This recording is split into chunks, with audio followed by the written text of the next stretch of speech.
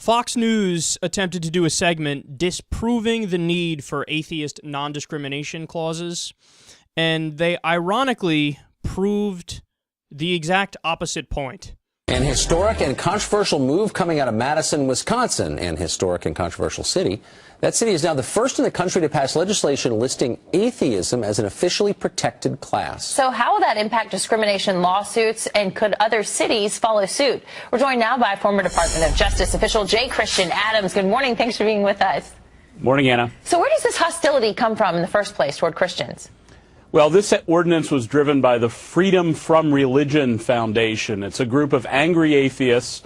They have a very large and powerful group of supporters, and they hector governments to pass anti-Christian, anti-religious ordinances. They team up with government. For example, they were behind the IRS, getting the IRS to target and monitor sermons and homilies by Christian pastors just within the last year. So this is a group that's filled with hostility toward people of faith. Right, so it's never just about tolerating their views, it's about attacking other people's views. Madison City Council member Anita Weir was one of the voices behind this, and here's her explanation. She said, "This is important because I believe it's only fair that if we protect religion in all its varieties, we should also protect non-religion from discrimination.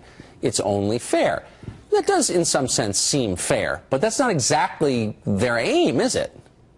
No, and it never works out that way. Not only does it bring lawsuits, but don't forget, this is a local ordinance, Tucker, and that means that a whole body of bureaucrats will spring up that will be tasked with hectoring people of faith, badgering, in Wisconsin, people of faith who might not want to hire somebody. You know, there's a lot of reasons why Christians or Jews might not want to hire an atheist. In fact, it's in the New Testament. It says things such as avoid them. What a great clip that is. You don't need to protect atheists with the law. Hello? I mean, sometimes Christians don't want to hire them. That's why you need to protect them. Hello? He's like, it says it in the Bible that, you know, you shouldn't hire them or be affiliated with them if you're a Christian. If you're a good believer of the one true religion, then yeah, fuck atheists. Well, that's exactly the reason why they're adding atheists to these non-discrimination clauses, or they did in one place in America. But they should absolutely follow suit all over the place. Why? Because it absolutely is a real thing. Oh, what? Everybody views atheists equally? Come on, man. I mean, we've covered stories on the show before. There's 7 states in America where it's on the state law books that atheists are banned from running for political office. Now, thankfully, those are unconstitutional, so the federal government has to protect in the opposite direction there. But it does tell you something about the mindset of certain states that they're leaving these laws on the books that openly discriminate against atheists. According to polling data, atheists are the last group or kind of person that anybody wants their kids to marry into.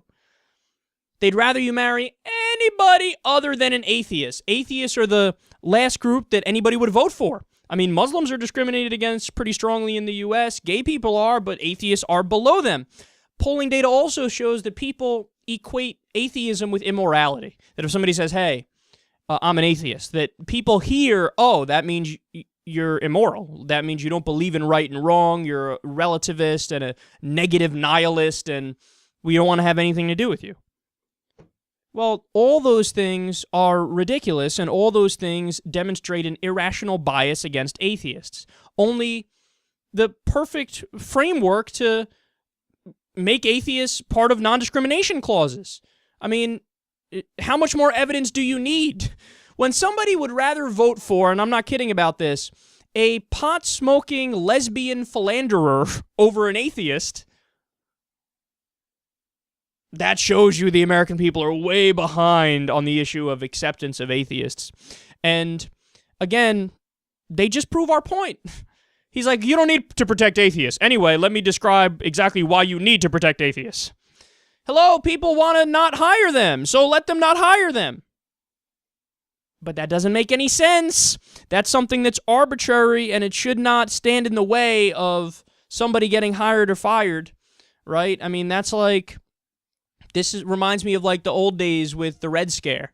Are you a communist? Do you have any affiliation to communists? Do you know any other communists? Are you an atheist? Do you know any atheists? Have you ever thought about being an atheist? Well, if you are, we're going to have to ostracize you from society and put you on blacklists and not allow you to have access to the mainstream. I've seen this before, and it doesn't end well. Let's not go down this road again. Let's protect the classes that need protecting.